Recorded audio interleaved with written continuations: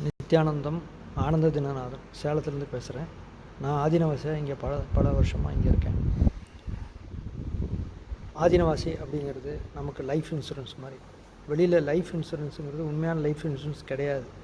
ஏன்னா அது நம்ம செத்த பிறகு தான் நமக்கு கைக்கு கிடைக்கும். ஆனால் இது நாம் வாழும் பொழுதே நமக்கு பாதுகாப்பு இன்சூரன்ஸ் சாமிஜியும் குருவால் மட்டும்தான் கொடுக்க முடியும். அந்த லைஃப் இன்சூரன்ஸு நமக்கு எப்பயுமே நிரந்தரமாக உண்மையாக நமக்கு பாதுகாப்பு கொடுக்குறது. நாம் பாதுகாப்பாக இங்கே வாழ முடியும். எந்த கர்மாவிலேருந்து தப்பிக்க முடியும். கண்டினியூஸாக ஒர்க் பண்ணி நம்ம ஆக்டிவாக வச்சுக்க முடியும்.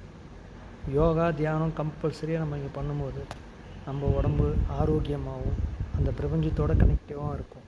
ரெண்டாவது சாமிஜியுடைய பிளெஸ்ஸிங்ஸ் நம்ம கூடயே இருக்கும். சாமிஜி நம்ம கூடயே இருக்கிறார். நம்ம வேலையை அவர் செய்கிறாரு. நாம் அவர் வேலையை செய்யும் பொழுது நம்ம என்ன நினைக்கிறோமோ அது தானாகவே நடந்துடும். தனி பிளெஸ்ஸிங்கே தேவையில்லை. நம்ம கூடயே இருந்து அவர் எல்லாமே செய்வார். நம்ம கண்டினியூஸாக ஆக்டிவாக இருக்கிறப்ப தான் நம்ம எந்த நெகட்டிவிட்டியும் நம்மளை தாக்காது. வேறு எண்ண ஓட்டமே நமக்கு இருக்காது. தொடர்ந்து நம்ம வேலையில் கவனமாக இருக்கும் பொழுது நமக்கு வேறு எண்ணங்களே இருக்காது. அதனால தான் கண்டினியூஸாக நமக்கு ஒர்க் கொடுக்குறாங்க.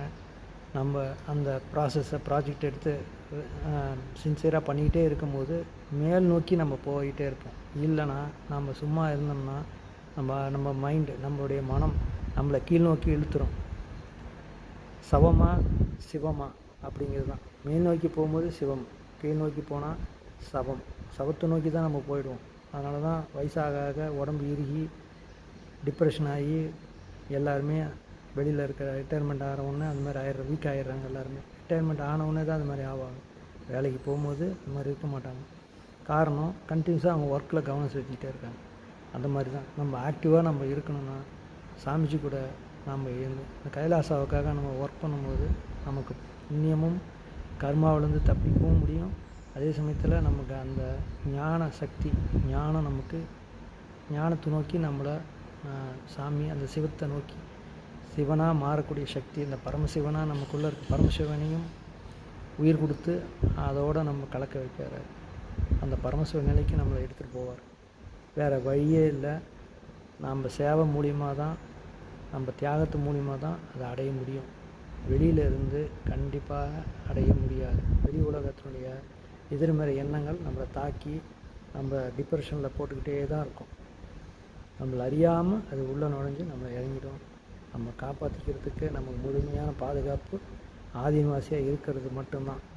ஆதீனவாசியாக இருந்தீங்கன்னா நம்ம மேல் நோக்கியும் அந்த சிவனை நோக்கியும் ஞானத்தை நோக்கியும் நம்ம போக முடியும். அடுத்தடுத்து மேலே நமக்கு கொண்டு செல்வது குருவுடைய வழிகாட்டுதலும் நம்ம கூடயே குரு இருந்து நமக்கு வழிகாட்டி நம்ம மேல்நிலைக்கு கொண்டு செல்வார்.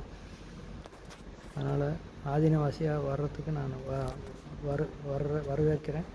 யார் வேணாலும் ஆதீனவாசியாக வாங்க.